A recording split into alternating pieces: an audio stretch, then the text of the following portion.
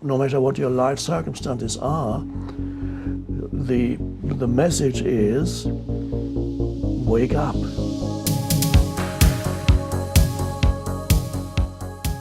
I'm Dave Rubin, and joining me on the Rubin Report today is the internationally best-selling author of The Power of Now, which has sold 12 million copies worldwide since it was first published, with translations into 52 languages, along with his most recent book, A New Earth, which has already sold over 15 million copies worldwide and has been translated into 50 languages. Eckhart Tolle, welcome to the Rubin Report. Thank you. I am truly thrilled to have you here, and I suspect this is going to be an interview like no other that I've done. Do you have a preference for what language? Since you've been translated into basically every living language on earth, is English going to be okay for the purposes of this? I'll be happy with English. I wrote it in English. I do give talks sometimes in German and Spanish, but before I do that, I always prepare myself and I read the German and Spanish translations of the book. Yeah. Well, all right, we'll go with English, at least for the beginning portion of this. So the way that you end up here, because I think people are going to go, whoa, this is a little different than what's going on in Dave's garage usually.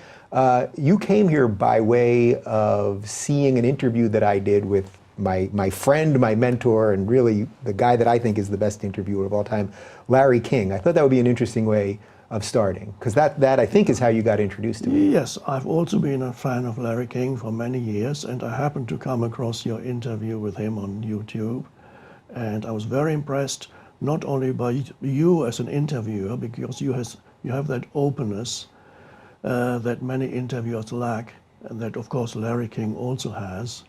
And I was very impressed by some of the things that Larry actually said about how he conducts the interviews. He always comes from a place of curiosity, from a place of not knowing, from a place of wanting to find out the interviewee's perspective. And most interviewers, of course, come from they have a mental position that they seek to protect, or they are trying to prevail with their mental position. They're not really interested in what the interviewee has to say. So after seeing that interview, I believe during the interview with Larry King, I actually mentioned, he interviewed me a few weeks after I watched that interview, and that was another coincidence. And when Larry King interviewed me, I mentioned having seen your interview with him. And then our makeup artist connected us, because she works for Larry as well as for you. Yeah, and here we are. All right, well, I guess a good way to start for the few people watching that don't know you, can you just tell me a little bit about your background? And until you were 29 years old, spirituality actually wasn't your thing. People are so associative of that with you, but can you just tell a little bit about growing up? Yes, I grew up in Germany out to the age of 15. At 15, I left school. I just couldn't stand it anymore, so I refused to go to school. My parents had gotten a divorce. My dad had moved to Spain, and my mom didn't know what to do with me. I was just hanging around at home, didn't want to go to school anymore, so I was sent to live with my dad in Spain, where I lived for 4 years, up to the age of 19. Without going to school. My dad was always a very unconventional person, and he asked me, do you want to go to school? I said no, and he said, well, then don't. Wow, so what were you doing? I pursued my own interests. I started reading literature, of course learning Spanish, learning English. I loved languages, I loved reading, I loved literature. At 16, I started working part-time as a translator of restaurant menus. And then I became a tour guide. When I was 17, I became a tour guide for taking people around from cruise ships around the Spanish town where we lived. And then at 19, I moved to England to work. In England, I immediately felt at home. I have to feel some deep connection with England. And I worked in England for 4 years, full time and became more interested in intellectual things. So I took all the necessary exams that were required to get into university. They're called, well, at the time they were called O levels and A levels and so on. So I took those exams. And finally, I got a scholarship to get into London University, where I studied modern languages and literature.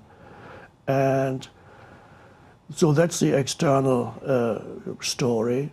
On the inside, I experienced increasingly periods of terrible anxiety and depression, even while I was working and while I was a student. Can you describe what that was to you at the time? It was an inability to stop my mind. My mind was continuously racing along and creating scenarios of where I failed, where I lost even the little that I had. It went a lot into the past too, where I felt ashamed about things that happened in the past. But not only that, there was a deeper existential fear and an existential anguish that's hard to describe. It is a kind of alienation from the world. Alienation is probably the best word, where everything that you come into contact with feels strange and alien. You're disconnected from everything and everybody. And that is something that I believe many people these days suffer from, although it has also existed, it has happened to isolated individuals in the past. If you want to read about that state, I recommend in the Old Testament there is the book of Ecclesiastes, which starts with the famous phrase, as in the old translation, "Vanity of vanities, all is vanity." But what it really means, if you used a modern term, I would translate it as everything is so effing pointless. What's the point of it all? So to be deeply affected by the seeming meaninglessness of life around you. So I remember when I went into a department store in London or walked along the streets, it seemed so absurd that people were buying all these things and then going out with their shopping bags full of stuff. Everything seemed so absurd and meaningless, almost producing a kind of nausea. And that nausea is actually a novel by Jean-Paul Sartre, where he describes that state. So that's exactly how it is. It is described in various places in world literature too. For example, in Anna Karenina, at the end of the book, just before she commits suicide, Tolstoy describes how she sees the world just before she commits suicide, and everything is just, every human being she sees is despicable and dreadful and total disconnection from the world around her. So that is the existential anguish that I also experienced quite frequently. Did you have a sort of rock bottom moment with that? Was there a specific moment that then started your turnaround? Yes.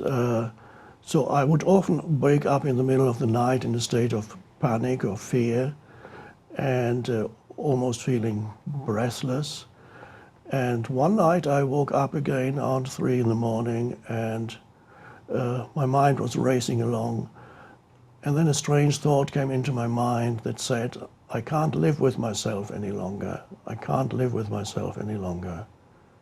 And after thinking that thought, there was a kind of a little shift occurred. I was standing back from that thought, so to speak, and I thought, what a strange thought to think, I can't live with myself.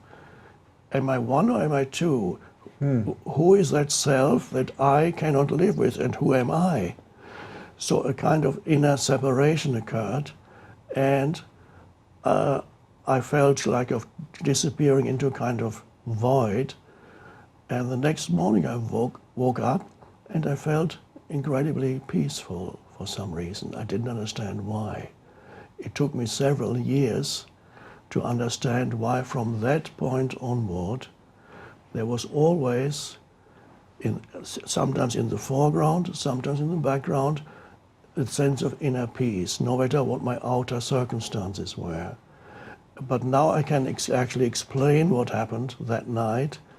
There was a disidentification in my consciousness from the stream of compulsive and incessant thinking that most people have absolutely no control over. People say, I think, but that is usually not the case because thinking happens to them. Mm-hmm. They have no control over it. So it is actually wrong to say, I think. It would be the same as you were saying, I'm beating my heart. You're not beating your heart. It's done for you. It happens to you. Yeah. So there was this, what I now call the voice in the head, that I was completely identified with. So I was completely identified with the stream of thinking, which is quite normal, many people are. And a lot of that stream of thinking was of a negative nature. So I did not experience the reality around me except through the veil of negative self-talk, the mental veil of negative labeling and interpretations. And my whole, what I consider to be my life, I hadn't realized until I disidentified, what I took to be my life was a narrative in my mind. And it consisted of certain things from the past that I identified with, things that had happened to me. It was a bundle of thoughts that recurred continuously that gave me my sense of self, and it was an unhappy sense of self. It was a narrative-based sense of self.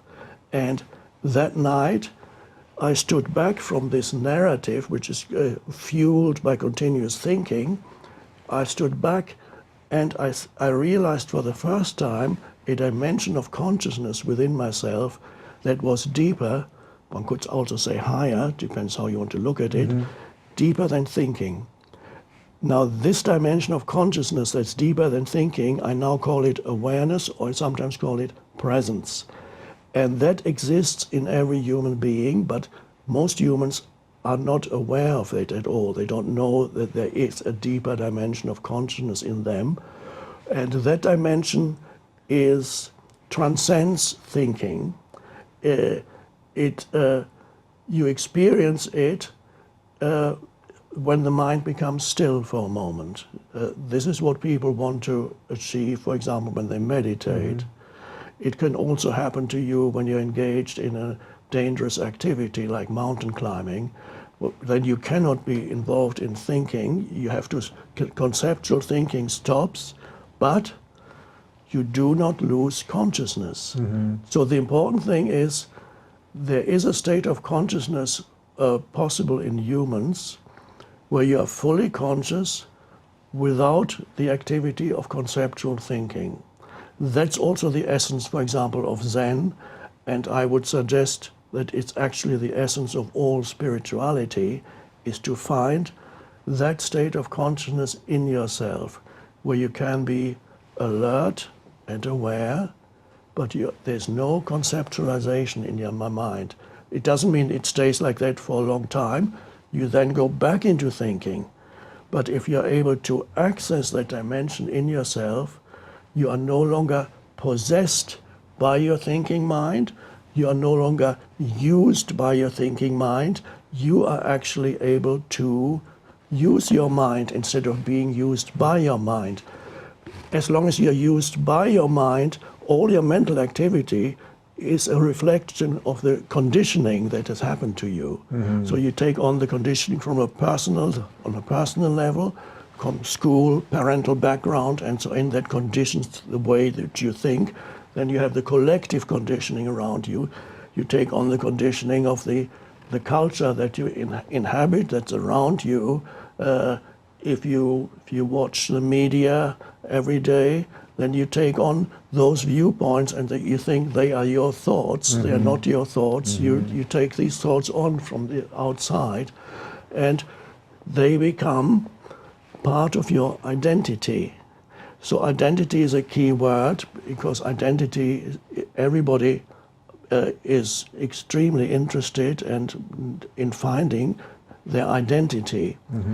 One could say that after meeting the needs of food and shelter, almost immediately after that comes the search for an identity, which already starts with a child. When the child has a toy that feels it belongs to me, it's my toy, somebody takes it away, there's great suffering in the child. It cries because the child began to identify with something and called it mine, and that's only the beginning, of course. So please ask the next one. Well, there's so many things there that I want to jump into. So, well, I guess first we are going to get to some of the techniques that you use and that many other people use to attain this sort of level of peace and separation from that sort of endless stream. But do you think that most people, whether they're conscious of it or not, are just all day long just sort of spinning like a top out of control, where they bounce in and out of this at all times? So you might do all sorts of things during the day that are distractions, and you can get upset about politics or do drugs or waste time with this or that. But then we all have that voice in us that sort of knows more of the right way to do things, or more of a peaceful way to do things. But we don't have any way to really, I don't know, is control the right word? I don't know if control is the right word, but we don't have any way to really ascertain what's really happening. Yes, unless you're completely neurotic or even clinically insane, you probably have some access. I'm not talking to you in general terms. It's okay. You can diagnose me at the end. That'll be fine.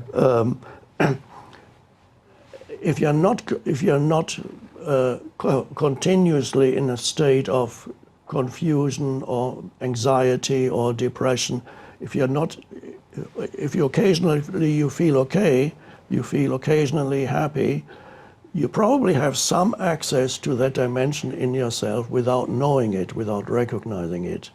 So there are actually, we could describe this as moments in your daily life, brief moments when you're actually not thinking. But they tend to be, for most people, very brief, but they're very significant. These are moments, perhaps you are looking at something, and you might be looking at a tree or flower or the sky, and for a moment there's 3 seconds when you take this in completely. Often it's something natural that you're looking at, and you're looking at the sky, and perhaps for the first 3 or 4 seconds you're looking at it, you feel a sense of inner expansion, almost like coming to a rest. And then perhaps after 4, 5, 6 seconds, the mind comes in and interprets what you have just seen. I also find that people enter that state without knowing it when they relate to pets or to animals. When you meet a dog, you look into the eyes of the dog. Now the dog is a conscious being, but the dog has no conceptual thinking. So when you look into the eyes of the dog, you instinctively realize that the dog is not judging you in any way, because the dog had no concepts by which to judge you. So you feel kind of, when you look into the eyes of the dog, you feel a moment of liberation from your conceptual self, because there you have a being who has no conceptual self. So you're able to feel, so to speak, the beingness, the being of the dog. And in that moment, you're not thinking. A few seconds of inner spaciousness, and then it feels good to be with this animal. I call dogs guardians of being. And so another one is look into the eyes of a 1-year-old baby. When this baby is looking back at you, and this baby has not yet arrived at conceptualization, but there is obviously a luminous consciousness there, and the eyes of the baby can be just amazing when the baby looks at you like this, and you feel, wow, this touches you deeply. In that moment, you are free of conceptual thinking, because the baby is not thinking conceptually, and you're connecting with this beautiful being at a deeper level. So there are moments when you are naturally free of this stream of thinking, and those are the most worthwhile moments in your life ultimately. It could happen also when you're out in nature, you're hiking or you're doing some physical activity and you're not thinking very much, you're taking in all the world that surrounds you. There's sensory perception, you're taking everything in, you're completely present whether you're in the forest or on the mountain, on the beach. You're completely present and suddenly you feel so peaceful. Why do you feel so peaceful? Do you feel so peaceful because you're out in nature? Well, indirectly, yes, but the real reason why you feel so peaceful is that in that moment you are conscious and consciously perceiving but not thinking. Do you think one way to describe it in sort of simplistic terms would be that when you're doing sort of what you're supposed to be doing, that you can lock into that kind of thinking? Because I can give you two quick examples from myself. I've had a few moments in the hundreds of interviews that I've done where there's something where I can lock eyes with someone and we are so right here doing exactly where we're supposed to be doing, what we're supposed to be doing, that actually some of the background almost gets a little bit blurry. Yes. I can feel a little bit of it right now. Yes. Actually. And you can't hold it. It comes and goes and all those things. So I've had it in this very room, and then the other time that I think I've had it was when I was doing stand-up, and there was one particular night where I was killing. I mean, I had the room in my hand, and I remember seeing myself from behind myself. It was actually, I could actually see the back of myself. And I don't even remember what I was saying, but it almost was like slow motion. It was like, this is what I was supposed to be doing. Exactly. Is that a good way to frame it? Yes, that can happen when you're engaged in an activity and suddenly you're guided by an intelligence that is greater than the collected information that you have in your mind. Now that intelligence, I call it the unconditioned consciousness, whereas the mind is the conditioned consciousness. That intelligence can use your mind, and then your mind becomes a creative tool. So, and then you can be spontaneous in, for example, in your presentation when you're on stage, and you will come up with things that you could never have thought of. They come because you're connected with a deeper level of consciousness within yourself. And that ultimately is the way to live, as much as nobody is connected 100% of the time with that. But to be connected with that when you're engaged in your, whatever your main activity is, it's an act of grace if you're able to do that. And then you are empowered, whatever you do is empowered by something much greater than yourself. And what is that? It is, I say, you have access to what I call, it sounds perhaps a little bit mystical, universal intelligence, of which the human mind is only one expression. There are countless expressions of universal intelligence. And all the ancient spiritual teachings, they actually point that way. If you don't mind, if I may interpret something that Jesus said, which Please. I believe is actually exactly the same thing. Jesus often talks about the kingdom of heaven. Interesting expression. And there's a line which I opened the Bible the other day and I saw the line. It said, Jesus went from village to village and from town to town and said, repent, for the kingdom of heaven is at hand. And the whole thing is already contained there.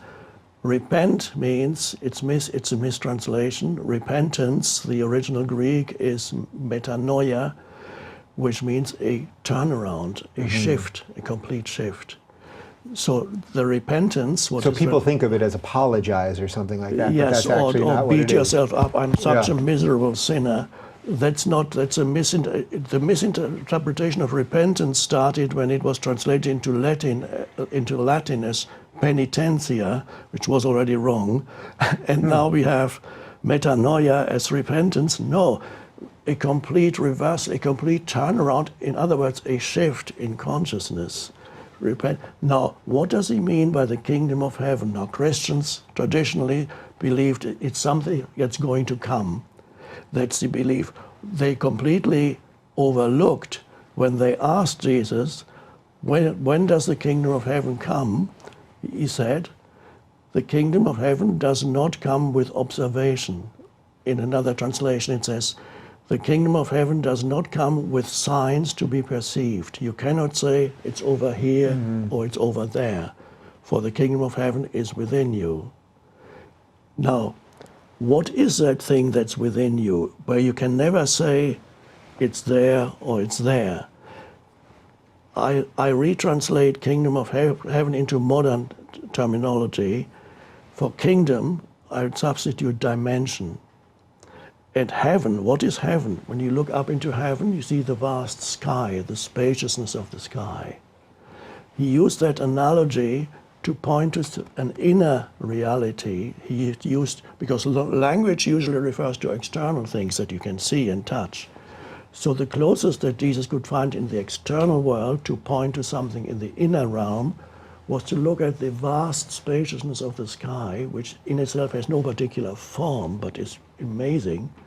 And he said, the kingdom of heaven then is, heaven, my translation is spaciousness, inner spaciousness, which is the uncluttered mind, consciousness without conceptual, without thought, inner alert stillness.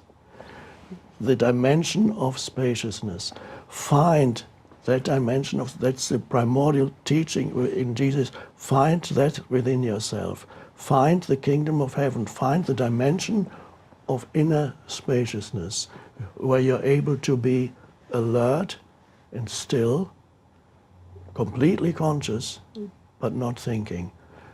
And that's the essence of Jesus' teaching, to find that. When you find that, then when you relate to other human beings, you can sense the same dimension in the other human, although they have a personality, which is a conditioned self, but underneath, so to speak, the personality, there is a deeper being, and that deeper being is their unconditioned consciousness.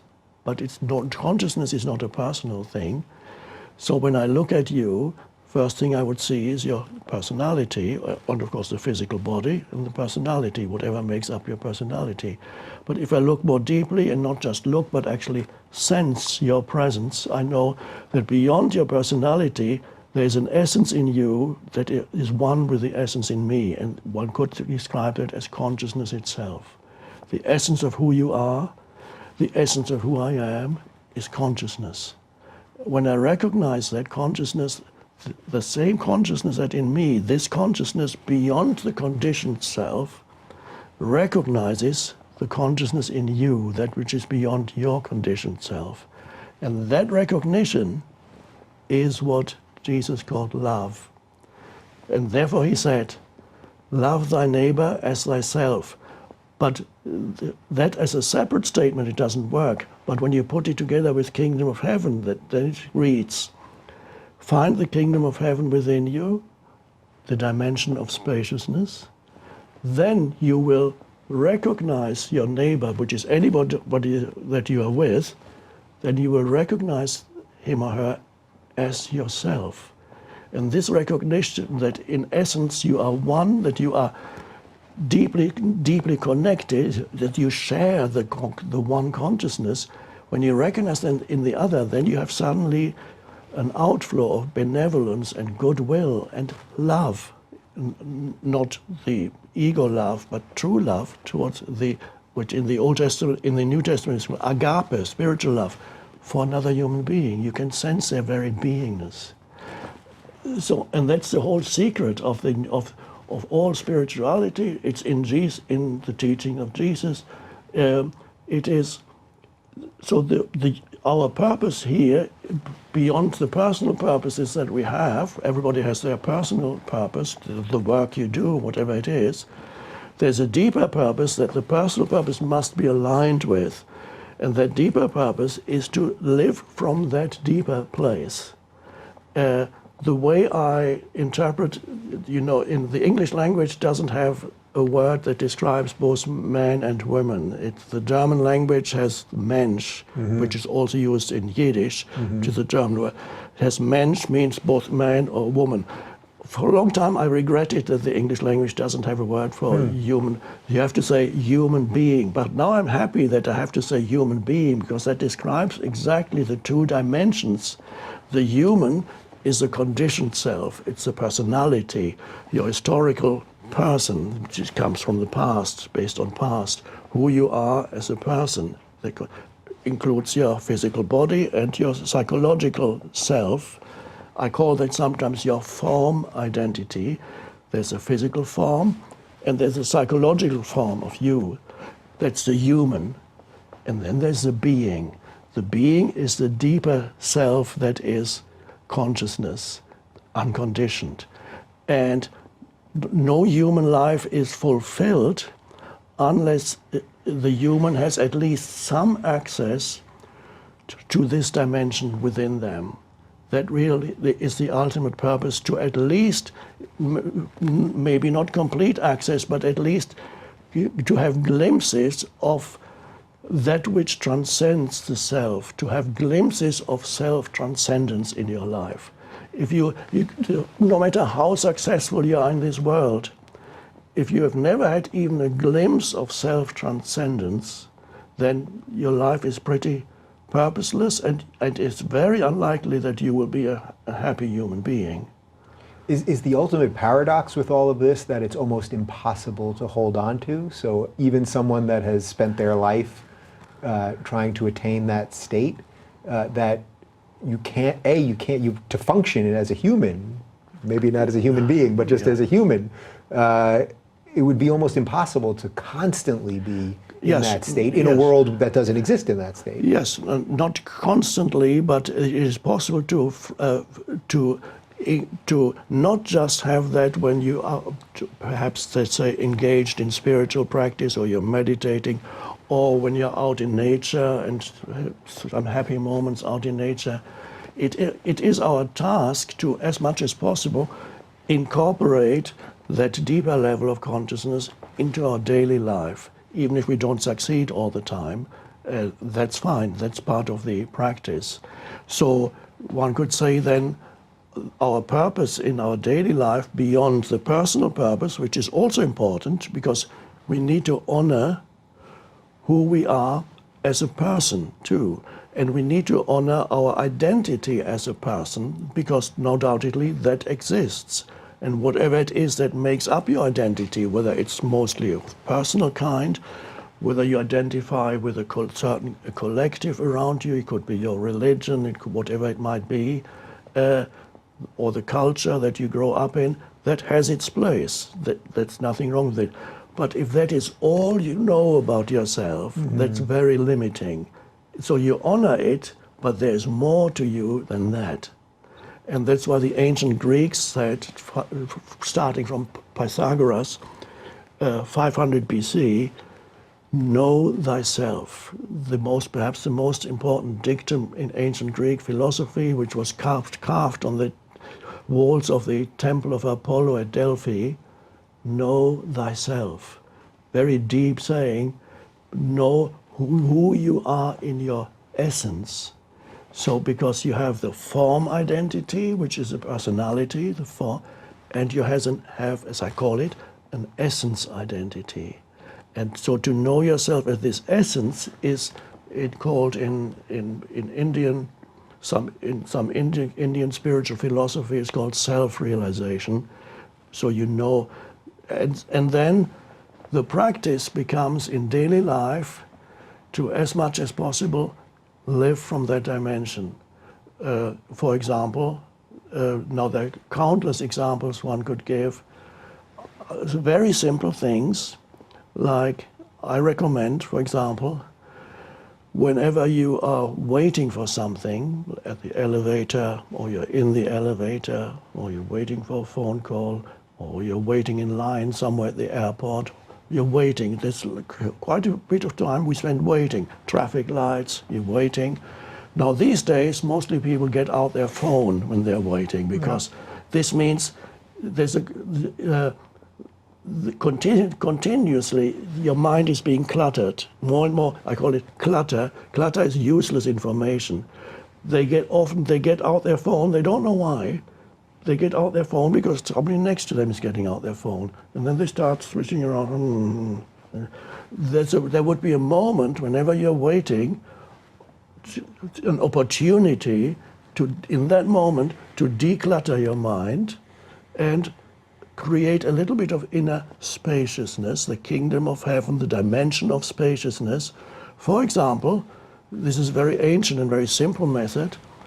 By becoming aware that you are breathing, you're becoming, I call it, it's a mini meditation, one conscious breath, which is the in-breath,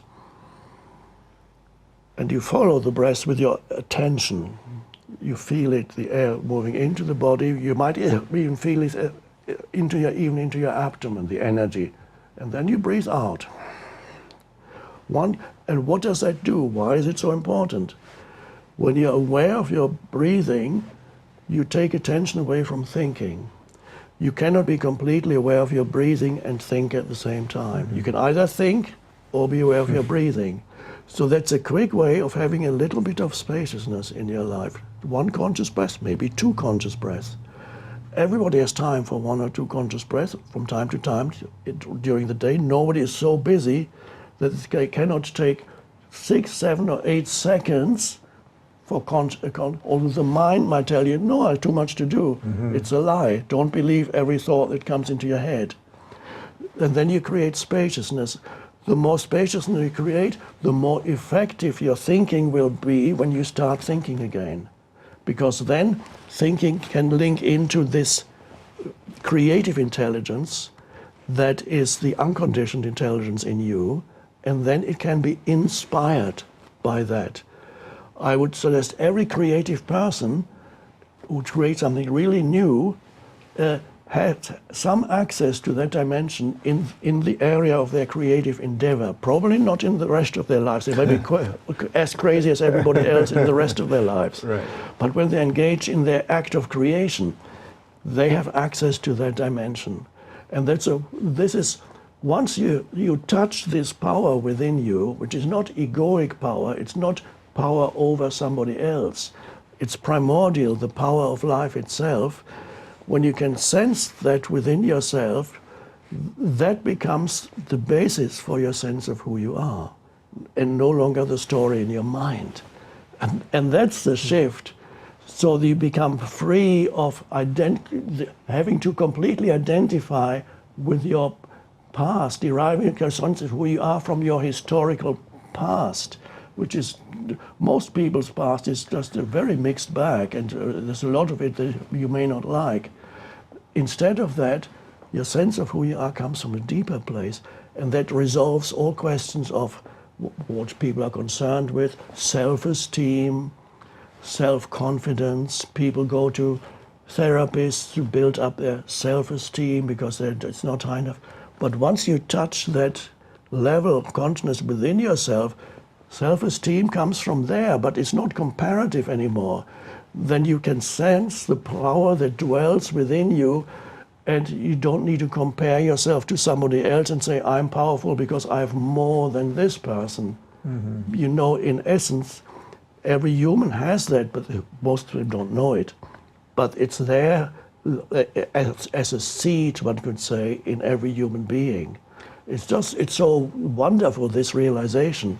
Where does past guilt, which I think you're sort of referencing here, fit into this? Because we mentioned right before we started that I've been on tour with Jordan Peterson, and during the Q&As, I see so many people that will say to him, you know, I just read your book and I'm applying the 12 rules for life and my life is better, my relationship's better, I'm not doing drugs, whatever it may be. I've mended relationships, et cetera, but they have trouble getting over some sort of past guilt. And I think what you're describing here is the first step in getting away from that. But I think a lot of people think it's something that you can do like this. Right. But it's not. No. You need to recognize where it comes from, how it arises in you. Of course, guilt is related to grievance. Well, when it refers to another person, it's a grievance. You have a resentment or a grievance towards another person. When it refers to yourself, then it's called guilt. But it always refers to something that either you did to somebody that you now recognize as bad in some way, not ethical. You did something, perhaps when you were younger, perhaps you brought up your children in a way that you now recognize as dysfunctional in some ways, or you injured somebody, or you inflicted suffering on somebody, whether it's emotional suffering, mental suffering, even physical suffering. In extreme cases, you might even have killed somebody in very extreme cases, and that brings about guilt. Now, guilt is something that you did that you now recognize as bad. This becomes a thought form in your head and becomes incorporated into your sense of self. What you don't realize is you did something because you didn't, your consciousness, your level of consciousness at that time manifested that kind of behavior. No human being can manifest behavior that's beyond their level of consciousness. So if you inflicted harm on somebody, the ego tends to then make it into an identity for yourself. Mm-hmm. And that brings about guilt when you see that this is your essential self is guilty. That can be a huge ego boost. It can also be a huge ego boost to declare somebody else as guilty, mm-hmm. and somebody who did something to me. So people carry a grievance or resentment sometimes for many, many years. And then again, what they are doing is they're transforming somebody's, I call it unconscious behavior, when you inflict suffering on another human being, except of course self-defense or whatever, but you inflict suffering on any life form or a human being, you do it, it's unconscious. As Jesus is supposed to have said on the cross, forgive them for they know not what they do. Translated into modern terminology is they are unconscious. They know not what they do. So people do all kinds of things, sometimes in states after they've taken drugs, they become even more unconscious, or they've consumed alcohol, makes you more unconscious, even more unconscious than normal unconsciousness. By unconscious, by the way, I perhaps need to explain what I mean by unconscious, which is in spiritual terms. In conventional usage, unconscious means obviously you're right of lost consciousness. But in spiritual terms, unconscious means you are at the mercy of the conditioning of your mind and your emotions. The ways in which your emotions have been conditioned, you are being run by that conditioning. There's no way that this human being has any awareness of their conditioning. There's no awareness whatsoever. And a human being who has zero awareness, perhaps not throughout their lives, in moments when they are very unconscious, they get triggered by something, as I said, they take drugs, whatever, they become zero awareness, and then they do what they do. Later you look back on that and then you erroneously incorporate that time of your life when you weren't even there. Mm-hmm. You were run by an automatic program in your mind and in your emotional field. You weren't even there, but the ego will transform it into an identity and says, I did, this is now mm-hmm. part of who I am. Or it will do to somebody else. There was a long time when I had resentment towards my father, because my father was pretty unconscious, except very late in life, had a very strong ego, and living with him as a child was living with an unexploded bomb that could go off at any moment. We got these intense rages would suddenly come several times a week.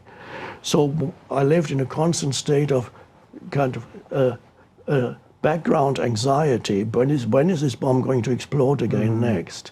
And then for a long time, in my 20s, I had a resentment towards him until I went to this shift in consciousness, and I suddenly realized he did what he had to do, but there wasn't enough awareness in him to act any different. So he was at the mercy of his own conditioning. And once you see that, you no longer make it into an identity for him, and so you free him. And really, perhaps this is the meaning of forgiveness. You can forgive yourself mm-hmm. by not making unconscious behavior in your past into an identity for yourself or for somebody else. Now a question may arise, this is an interesting point, now does that mean people are not really responsible for what they do? So that's an interesting question. In ultimate terms, it can say it is true they are not responsible for what they do, but they will have to suffer the consequences of their unconsciousness. Because we humans are meant to become more conscious here. And one of the ways, or even one of perhaps the main way in which a very unconscious human evolves eventually, or potentially, is by suffering the consequences of their unconsciousness. And sometimes the consequences might be they have to go to prison. It doesn't so, but it does, even if you meet a prisoner, it's important, if they did something in the past, let's say they killed somebody in the past, of course they have to suffer the consequences of their unconsciousness. But when you meet a human being like that, you may be able to sense that there's more to this human being than this unconscious person. How does that play into your perspective on free will then? Free will ultimately does not come in until there's some awareness in you. That's where free will comes from. Until you have some awareness, you are run by the conditioning of your mind. And so you have no choice. The element of choice comes in when you become aware, for example, of the thoughts that go through your head. And you might realize suddenly, and for some people that's the first time they awaken spiritually, when they realize that for years they've had a voice in their head talking to them, which could be a monologue, it could be a dialogue. You could have a conversation with yourself. You can beat yourself up and say, "Why you're no good enough, aren't you?" And then the other part of yourself is, "Well, I'm doing my best.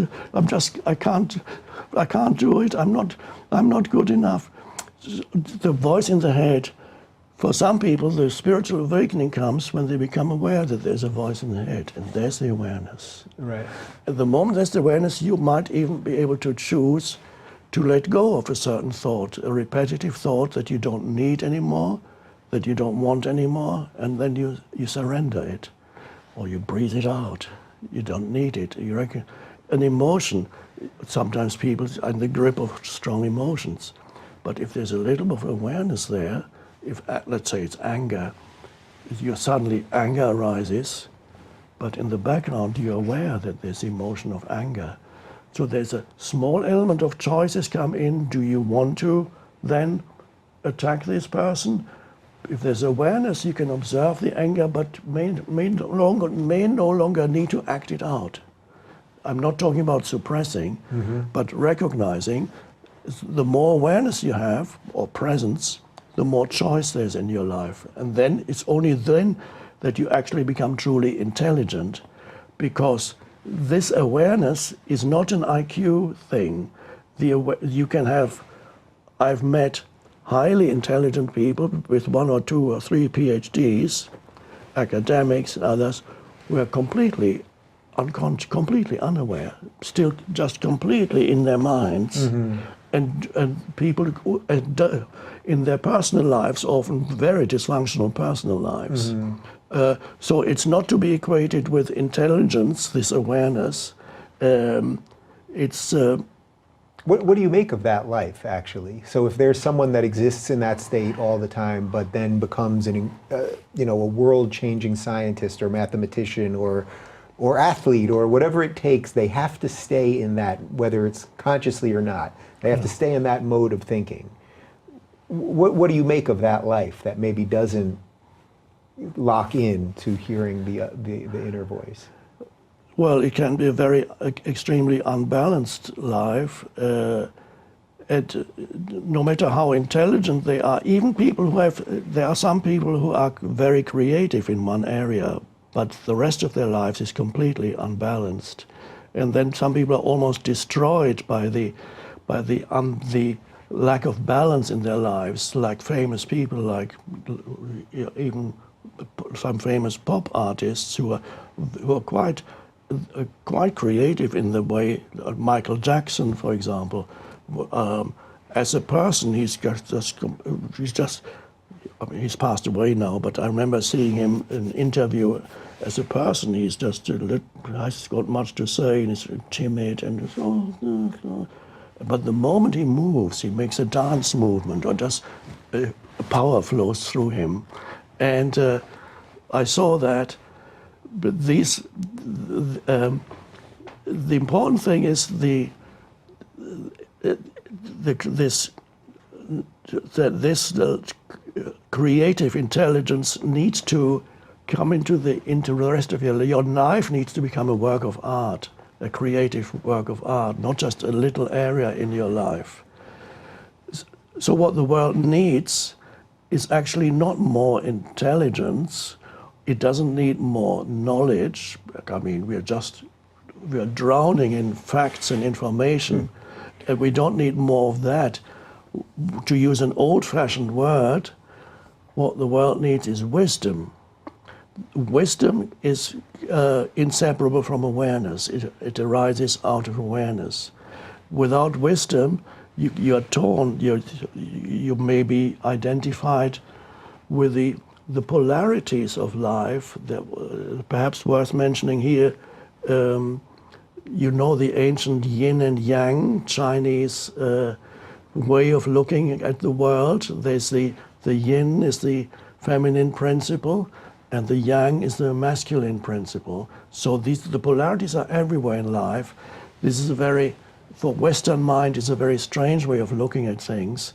But the Chinese philosophy, ancient Chinese philosophy, says there's a play of the world is a manifestation of the play between yin and yang, the feminine and masculine principles.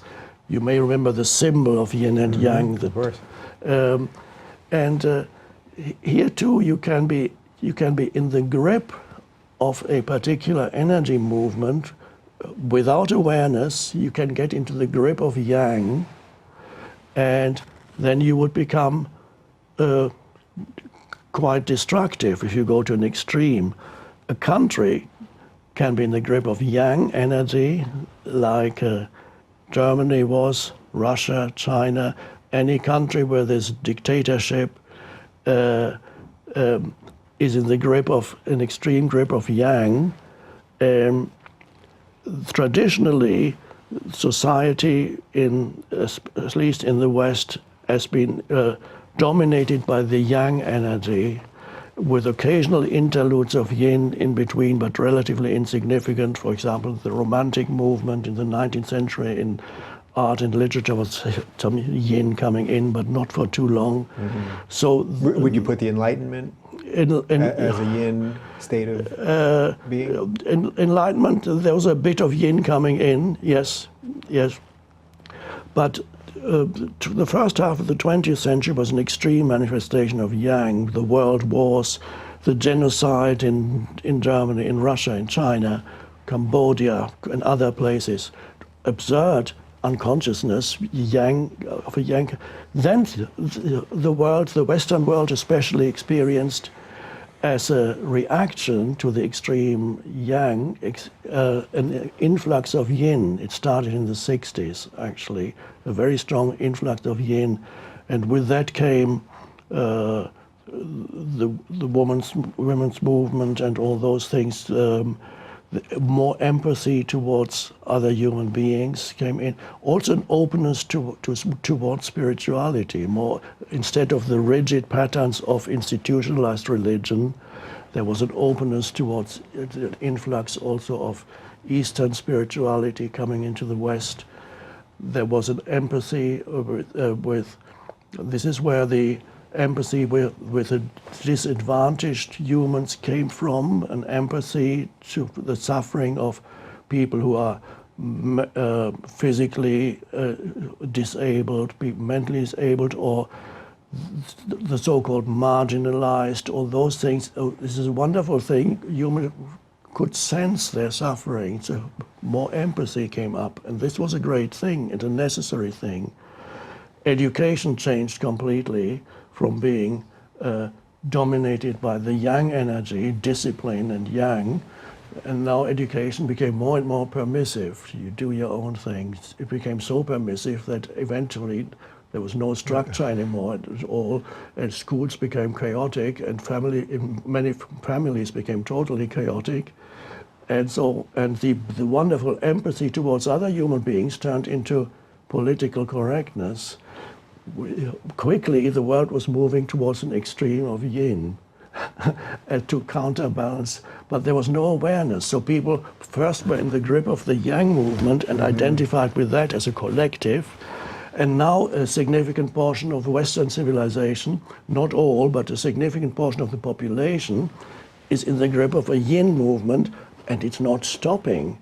It's going to an extreme where something that it was initially good and necessary now turns, anything that goes to an extreme becomes destructive. And another ancient saying in Greek philosophy is nothing in excess. Nothing in excess. So now the collective is in the grip, not all of it, but to give in part, especially the media, universities, and so on, are strongly in the grip of yin. Germany is an interesting example. They like to go to extremes. They were an extreme of yang. They became the most aggressive country in Europe. And now they're going into an extreme of yin. They are the most compassionate country in Europe, except Sweden. They open their borders completely. So please, we want to help you.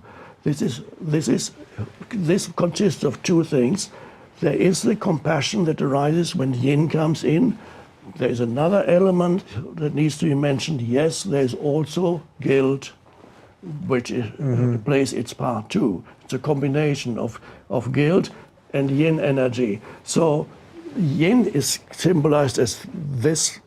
This is yin, receptive, open. This is yang. You can see yang is the masculine, the thrusting principle. It's almost a sexual. Yin, yang. So yang says, let's close the borders. Or an extreme form of yang says, let's expand our country and then close the borders. Let's attack the neighboring countries and then we'll be even bigger. The extreme of yin says, no borders at all. And we can walk. And it feels so good to be able to say, how can we deny human beings who want a better life? How can we deny? It feels so wonderful to say that. But what's lacking is wisdom. Compassion is there, and it's wonderful. So you have yin and yang. What's missing is there needs to be, instead of two polarities, you need to be a triangle. At the apex of the triangle, you need to have awareness. If there's enough awareness, then you don't need to go to an extreme of either yin or yang. You know, it's so interesting because I wasn't really planning on doing anything sort of political with you, but actually I think in the last few minutes you've given me as good political analysis to sort of where we are. So without getting into the nitty-gritty of politics, if your premise is basically right, and this is why I always say the road to hell is paved with good intentions. The people that I'm frustrated with right now that you're describing as yin, I don't believe they're evil people. There can be bad actors within that, let's say, or people that aren't acting in their conscience, but I don't believe that the bulk of them are. No. But if we're right now, we're caught between this. How does the good, decent person that I think most people are, that can check in and out of their higher self and all of those things, but that want a decent world, how do we help these sides to get to that place? Well, first you have to be careful with yourself so that you do not get drawn to either one or the other extreme. Because now the reactive mode of going too fine to yin would be to go too fine to yang. And so a society that goes totally into yin would produce fascism again. That's the danger. So the individual needs to be aware that they don't go into reactivity, so that you remain aware, so that you don't contribute to the polarization. in the world. So what you contribute, whether it's on the social media or in person, when you speak to somebody or you write something, be careful that you do not confuse also somebody's mental, emotional position, which may be either there or there, with who they are, and then regard them as an enemy. The ego feels strengthened. The more enemies it can have, the stronger it feels. There's always a tendency, the unconscious ego, to make others into enemies. So we need to develop enough awareness to be able to conduct a conversation with another human being without regarding the other, who might hold very, very different mental positions, as an enemy. I was very happy to see recently, happened to see an interview on YouTube with a guy who has come quite a long way, Russell Brand, has come a long way with it. He's doing great things now. If anybody who hasn't seen him for a long time should see him again. He met with Candace Owens. Oh, I saw it. And it's actually pretty incredible. They had an interview. He's on the left, she's on the right. They were, in many ways, opposing and opposite viewpoints, respected each other as human beings without making the other into an enemy. That is a wonderful stuff. If they can do it, why can other people not do it? It just requires a little bit of awareness so that you can then have a conversation, and it's only by having a conversation that you can find somewhere a middle way. This is a Buddhist expression. Buddhism is called the middle way. You find the middle way somewhere. If we don't have conversations with others who have different viewpoints, then there will be deterioration, and eventually might even be violence. So it's interesting because I know you talk a lot about the collective conscious, which obviously, I mean, look, you happen to see me on YouTube. That brought us here. Now your message can get out to, tons of other people and all of that stuff, which is absolutely incredible. So that's the great part of the internet that I think has fed the collective unconsciousness, unconscious. But then there's another part of it where we seemingly are just fighting all day long. And you mentioned before, we're distracted all day long. So if we're standing on a corner, we automatically go to our phone. Do you think that level of distraction and technology and our adolescence relative to knowing what is really going on by having the world in your pocket at all times, do you think that is leading us to a sort of strange existential crisis that actually could have never happened before, just because of the speed with which we can communicate and learn and hate and all of those things? Yes. Well, there's both what is communicated through these devices, but the very fact that there is this device, many years ago there was a book by Marshall McLuhan that said the medium is the message. It was about television. But the nature of the device itself, we need to be very careful, because what it does is it contributes to the clutter of our minds. So no matter, potentially, it can be a very beneficial thing to connect with humans through these devices. But at the moment, the dangers that it might be destructive are greater. I can see what it does to children who, from an early age, interact with these. They're no longer able to have personal relationships. Increasing number of children have attention deficit disorder. Now, what is attention deficit disorder? They can't focus on anything for very long anymore. What does that do to human consciousness? What does it do to a civilization if humans grow up now without the ability to focus on attention for very long? Because any creative act requires you to be present with something for a period of time, to give it attention. And if humans lose the ability to give attention, then they lose the ability to be creative. If they lose the ability to be creative, they lose the ability even to solve their problems, because the problems that they have created, it requires wisdom and true creativity to solve those problems. So all kinds of scenarios are possible. The scenario of a breakdown of civilization within 2 generations is a possibility. But these things, if these things are, we need to learn how to use these devices in the same way that we have to learn how to use our minds, because they are an extension of our minds. So if we become more aware of what our mind is doing, then it might be easier also to handle these devices, because they are an extension and amplification of the mind. And the dysfunction that we see on the internet with all these dysfunctional behavior and so on is just, it's an externalization and an amplification of the dysfunction of the human ego. You can just see it much more clearly now. It's all for everybody to see. And that might be a good thing to see it, because then we become really aware of it. What are we doing to ourselves? That's a good question to ask. What are we doing to ourselves? This is becoming insane. And the moment you see that it is insane, then there's some sanity in you, because nobody who knows they're insane is completely insane. The really insane people don't know they're insane.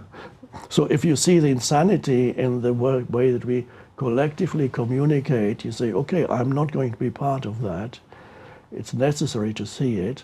And then your responsibility as an individual is not to feed it, to stay conscious, to stay present, so that your input is conscious and does not seek to destroy other human beings and dehumanize other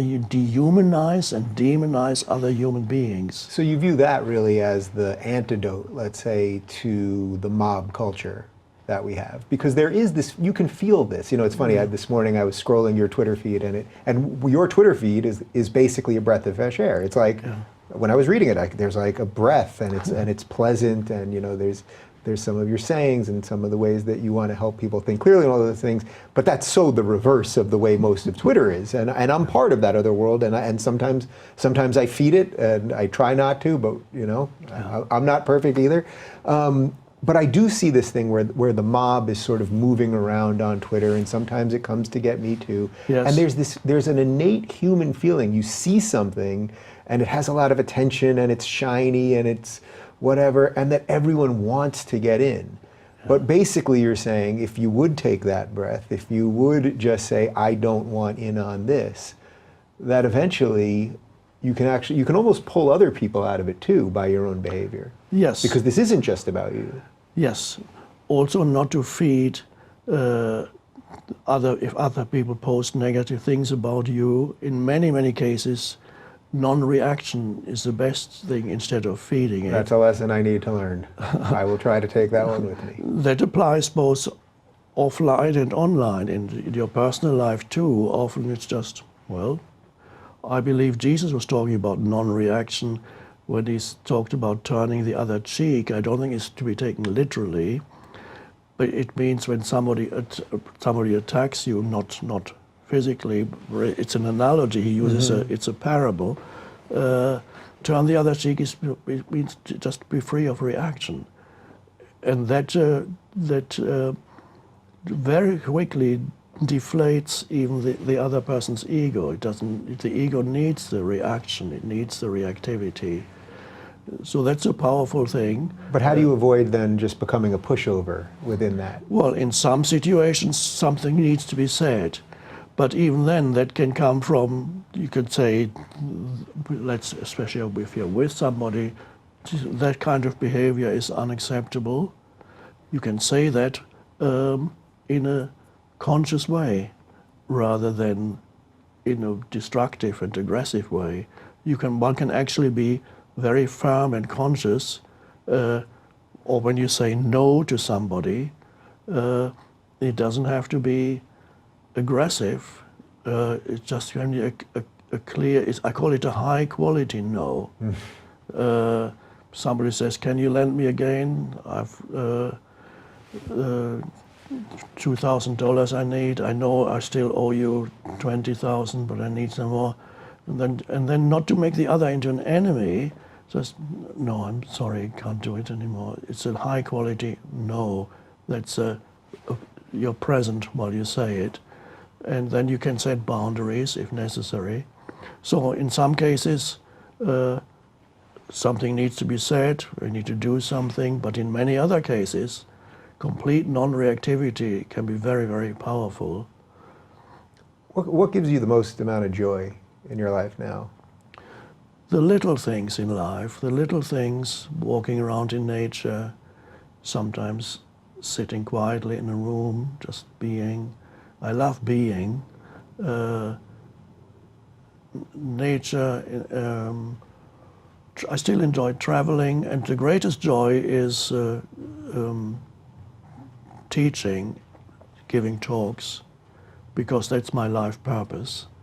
And so every time I'm engaged in my life purpose, then I'm really in a state of joy and heightened aliveness.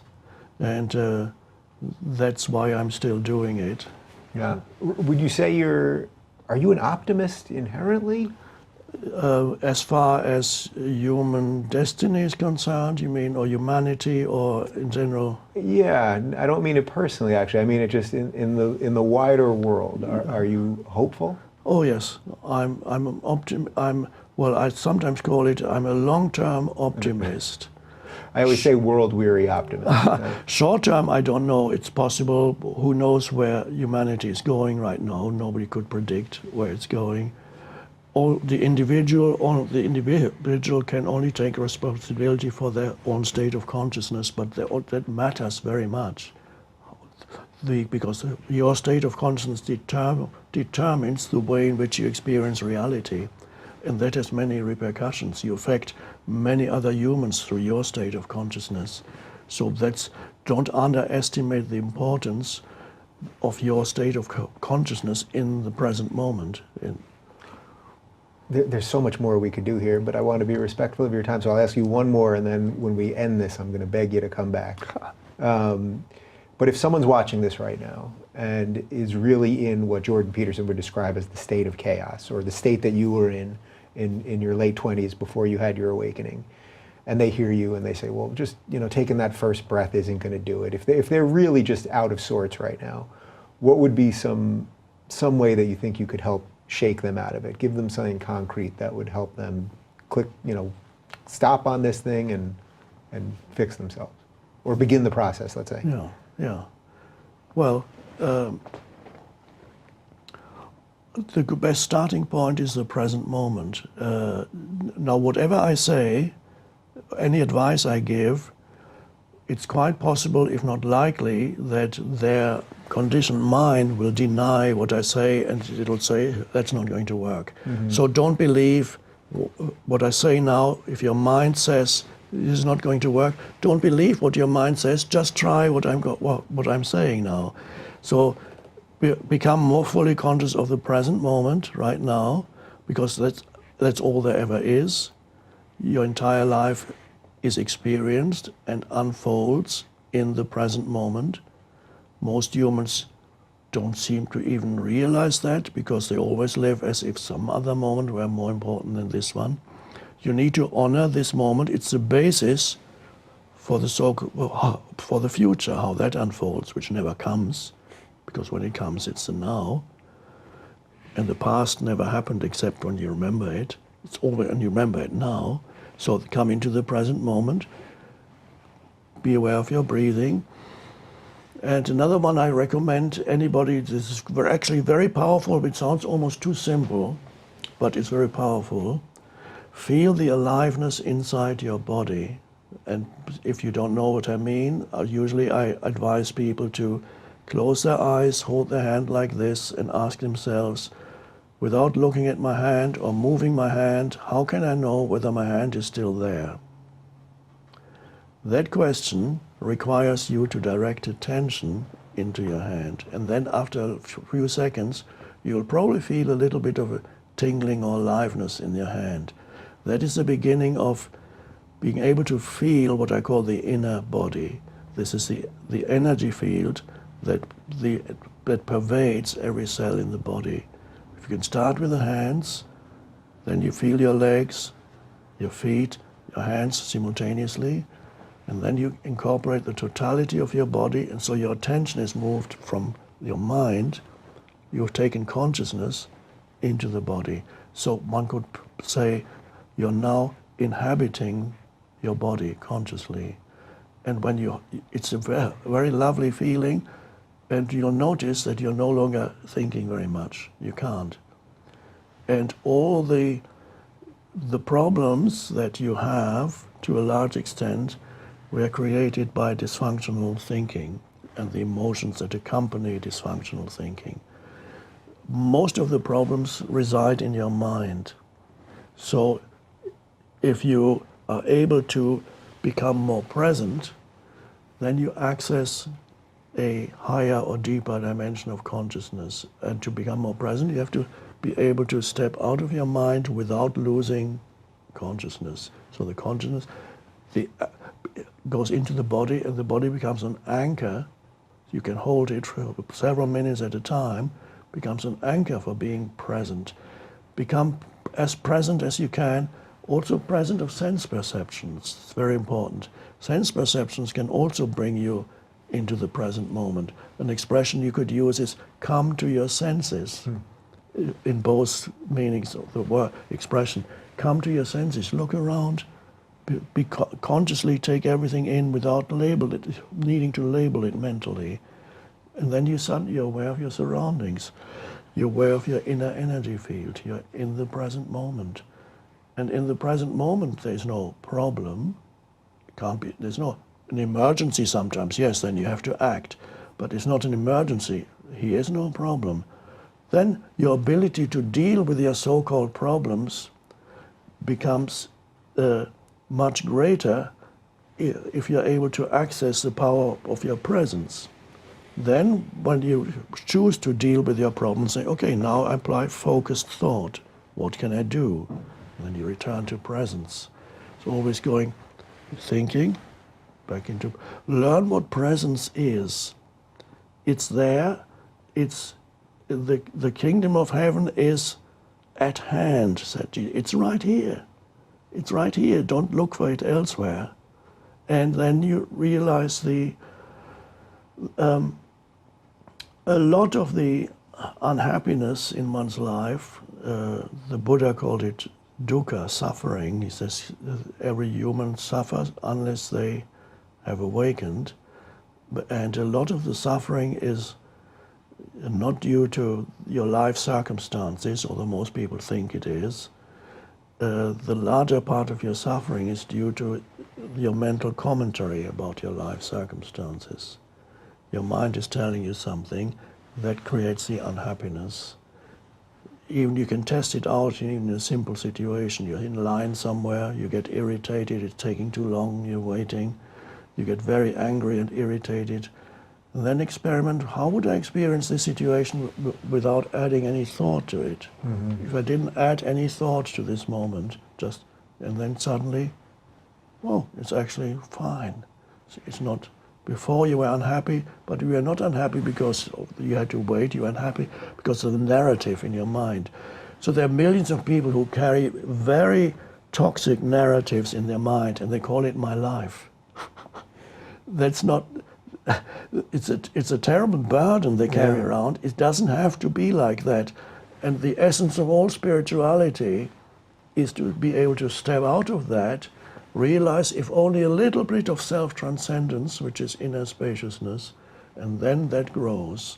And then you can begin to sense there is a power in you that transcends the person. And that is also the place where you can transcend the feelings of happiness and unhappiness, which fluctuate continuously. I'm not saying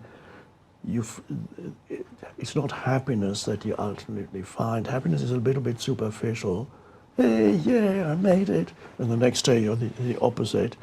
It's something that transcends happiness and unhappiness. It's a deep sense of rootedness in being, of a deep sense of inner peace that really has nothing much to do with your personal circumstances. I've had letters from people in prison who have written to me, said, I feel free now because I've read your book and I've practiced it and my life is transformed and now I'm teaching others. I've had many letters from prisoners. So well, no matter what your life circumstances are, the message is wake up. Wake up out of complete identification with your mind. And so that's the ultimate purpose in life, is to awaken. This has been an absolute pleasure. I think that I know that I had a few of those brief fleeting moments while we were Yes. here, and I thank you for that. And I think if my audience gets even 1% of that through the internet waves that go out there, I think this will be something that I will always remember. I hope we can do this again, because we just started here. I normally tell the Twitter handle of my guest, but in this case, I'm going to look at the camera and tell you guys just to take a breath.